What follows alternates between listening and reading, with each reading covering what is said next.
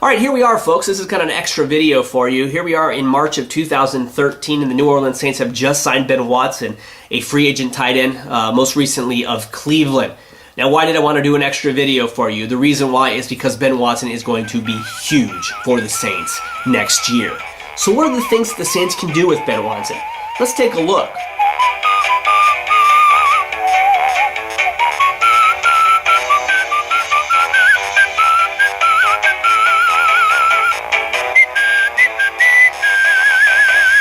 I've selected two plays that best show what the Saints might do next year with Ben Watson and Jimmy Graham on the field. Week 1 versus Washington, 2 minutes left in the second quarter. First play after the 2-minute warning, a 2nd and 7 from the 22. 22 personnel on the field, a wide receiver, 2 running backs, and 2 tight ends. After the play action fake, the Saints release their 2 tight ends and that wide receiver downfield. It's 3 verticals. It's a very familiar play, and there's Jimmy Graham in the middle occupying that middle seam route.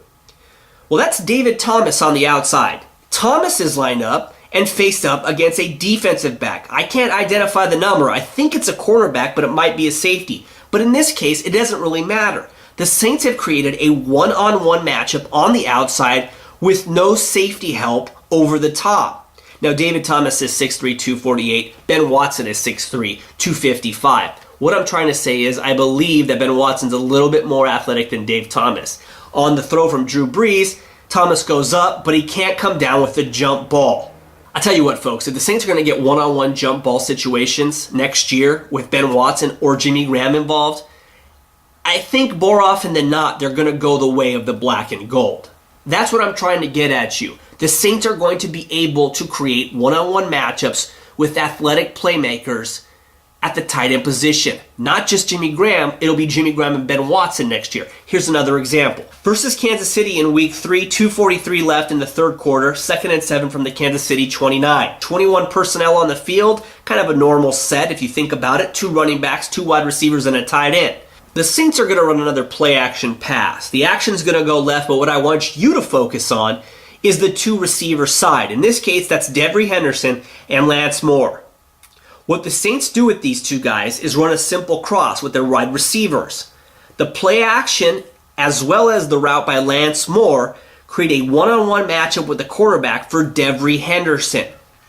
Henderson can't make the play here on the jump ball, but I think you know where I'm going with this.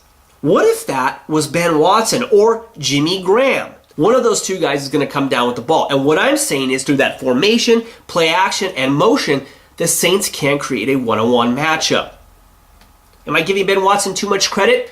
Let's take a look at a play from week 11 against Dallas. This is his first touchdown of the game, and look at it.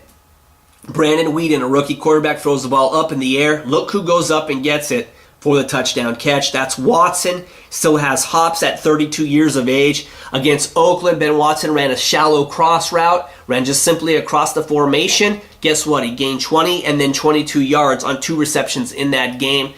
The guy can still bring it, and that's why I think he's special, and that's why I think he's deadly for the New Orleans Saints.